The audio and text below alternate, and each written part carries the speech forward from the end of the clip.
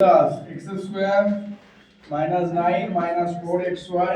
plus 4y square এই ম্যাথটা করতে হবে কিভাবে করব প্রথম আমাদের এই মিডল টার্মকে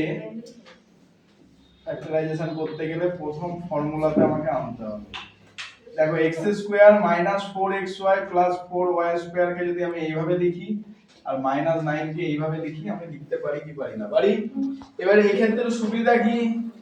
আমি সেকেন্ড ব্র্যাকেট একটা দেওয়া শুরু করলাম এটা কি হয়ে গেল x স্কয়ার হয়ে গেল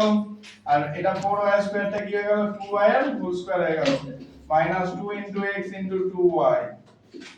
-9 তাহলে একসঙ্গে করলে কি হবে x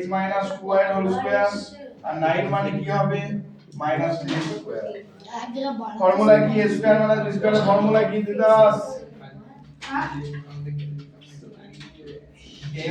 b by a plus b into a minus b ওকে তো আমরা কি করব এটা ধরো a আর এটা ধরো b তাহলে কি করব x 2y 3 x 2y 3 ভালো অঙ্ক বুঝে নাও ক্লাস 8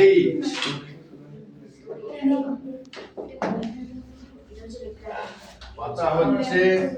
চ্যাপ্টার 1 11 এর সাথে অঙ্কটা বুঝা গেছে না যায়নি আরেকবার বোঝাতে হবে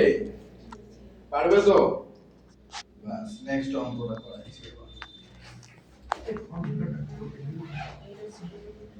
বন্ধ করলে না করে দে